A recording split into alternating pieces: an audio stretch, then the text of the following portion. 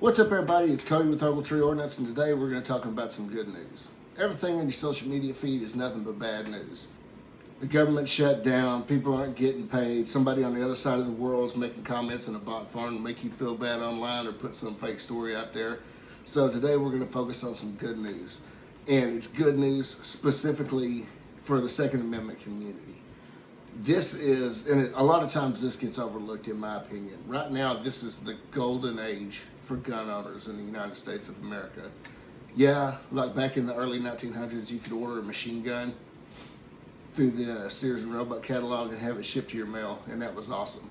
But we spent 100 years living under gun control laws that were, just unconstitutional and brutal if you got caught breaking them. I remember back when I was a kid, we lived out in the country, and there was an S-curve right in front of my grandmother's house. And it was late at night, this guy was coming, missed that curve, rolled his truck, and nobody got hurt, no property was tore up other than his truck. Cops come out there, turned out the dude owned a pawn shop and was on the way home so he could make his deposit the next morning. He told the cops, he's like, hey, I own a pawn shop, got a bunch of cash in the car, so I got a pistol under the seat. This is back in the 80s in Texas, and that did not fly. The cops were like, hey man, I hate to do it to you, but they cuffed him up right there and took him to jail. Impounded his car, impounded all his cash, impounded that gun, everything. Nowadays in Texas and a lot of other states across the country, we got constitutional carry now. Most states, if not all states, have some sort of concealed carry regime. They're talking about passing nationwide reciprocity, where my Texas concealed carry license will be good in every state and every U.S. territory in the country. Some other good stuff that's been going on, and it hadn't been getting done legislatively, but it has been getting done through the courts thanks to organizations like Gun Owners of America, Firearms Policy Coalition, the NRA, ILA, and even the old school like just NRA is finally getting on board with the more aggressive Second Amendment fight for your rights. Suppressors, starting January 1st, and don't let me take a step back. Back when I was a kid, I shot competition. I was raised by a cop. I'd go to law enforcement schools. I knew all his buddies. We knew maybe two guys that had suppressors.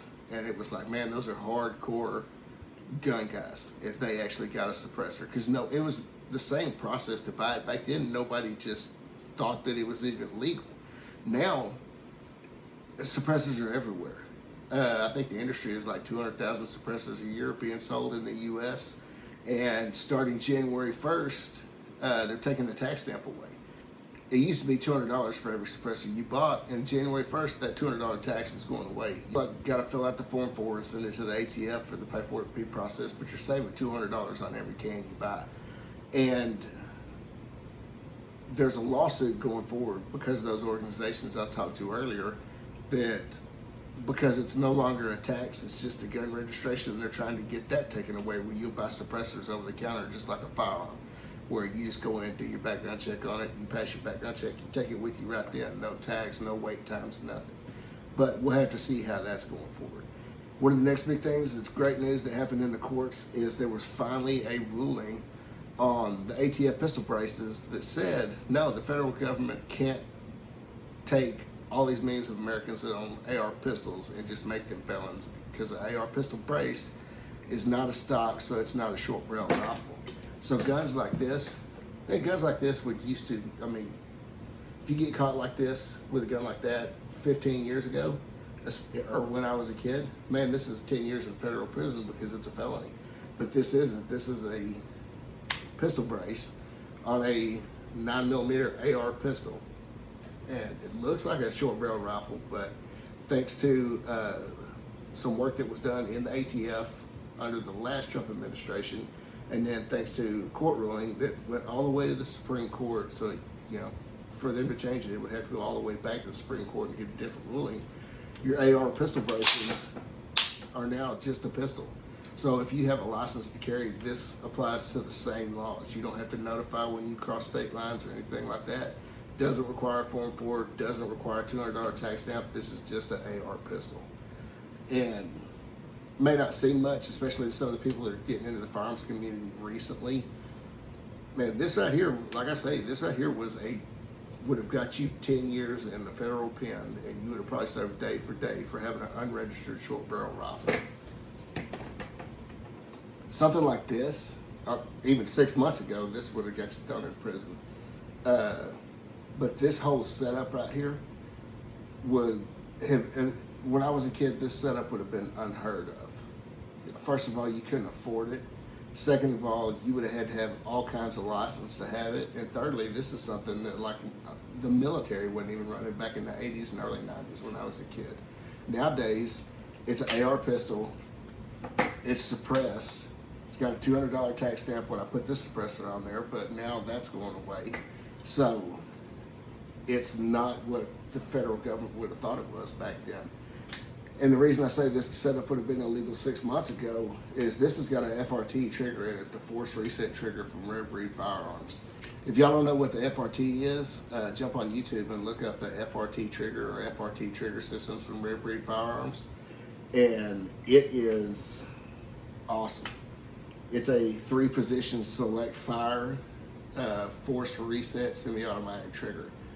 And up until less than 6 months ago, I mean very recently, the ATF had ruled that it was a machine gun and therefore it was illegal. They were actually going to the manufacturers and forcing, getting a subpoena, a court order, to make them give up the list of the customers that bought it from them. They were going door to door and taking those force reset triggers back. Thanks to the Supreme Court, or thanks to a federal court ruling out of the 5th Circuit in Texas, that's no longer the case. So this gun is AR pistol, got an adjustable pistol base on it. It's suppressed. It has the FRT trigger in it, and it's got night vision. And this is, like I say, back when I was a kid, just the military would have been able to afford a setup like this. Just the night vision alone would make it where you were either super rich or couldn't get it. And now, I mean, you can get this set up with lights, lasers, suppressor, night vision, the whole thing for less than $3,000. And that's what I'm talking about when I say like it's the golden age of guns. Not only has the laws gotten so much more favorable, even though we had the Biden era Gun Control Act that got passed, so much of that stuff has been stripped in the federal court system and deemed unconstitutional. In states like Texas, where I live, there is no high capacity magazine ban. It's not even like everybody just says that's a magazine. It's just a standard capacity. 30, 50, 100 round drums, belt fed ARs are all completely legal. And states like California are getting their high capacity magazine bans stripped down. Even in the 9th Circuit, the most liberal left-wing anti-gun court in the country has taken steps that gut California's high capacity magazine ban on like 30 round mags, pistol mags that hold, or any mag that's more than 10 round capacity. When it comes to concealed carry stuff, like the state of Hawaii is super strict on their concealed carry, where it's like it's almost impossible to get it, and if you do, there's all these restrictions, like you can't carry it on public transportation, a public park, any government building, huge amounts of restrictions, and huge chunks of that law just got struck down last week in a Firearms Policy Coalition lawsuit. So even states like Hawaii are starting to get the concealed carry rights of states like Texas, New Mexico, or Texas, Arizona, stuff like that. When it comes to the bill that they're trying to pass with nationwide reciprocity, the reason it has not passed yet is because they're trying to really dig in on how they're writing that law, not just making say, hey, if your license is good, if your license is good in Texas, then it's good everywhere. They're trying to make it where states can't set traps for gun owners. Like California, you can't carry on public transportation, you can't carry in a public park. If you're somebody from out of state, you go to California, your license to carry is honored. If you get on a bus, well, man, that's public transportation, and now you've committed a crime in the state of California. So they're trying to write the law in a way to put a stop to that. They're also trying to write a law where if I'm from Texas and I'm carrying a SIG 365X, it's got a 15-round magazine. Well, as soon as I cross into the state of California, my license would be honored, but my magazine would be illegal. So they're trying to write that law in such a way that a legal, honest gun owner doesn't become a felon just by crossing state lines. You know what I mean? And so that's just huge amounts of positive stuff. And it's real easy where you get to, especially like me, I pay super close attention to the firearm stuff, the laws going forward, the legislation, new products coming out. Because I own a gun shop, because I sell guns, because I manufacture guns, I pay real close attention to that stuff. And so it's super easy to get caught in the weeds of like, man, it's just not going good. We could have got suppressors taken off of the National Firearms Act, but we only got it tax-free. And it's like, hey, yeah, I wanted the Short Act to pass and the Hearing Protection Act to pass. Would have took suppressors and short barrel rifles off of the NFA. It didn't pass, but we got the tax stamps removed off of short barrel rifles, short barrel pistols, short barrel rifles, short barrel shotguns, suppressors. All three of those tax stamps have gone away starting January 1st. So that's a huge step forward. That's one of the biggest, like, the National Firearms Act was written, I think, 1913. Could be wrong on that. I'm just trying to remember off the top of my head.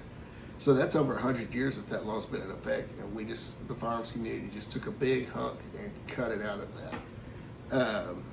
They're still trying to push forward the Hearing Protection Act and the Short Act to make those where it's just a regular gun. And I'm 100% on board with that. But in the meantime, like, hey, celebrate the big wins that we've got.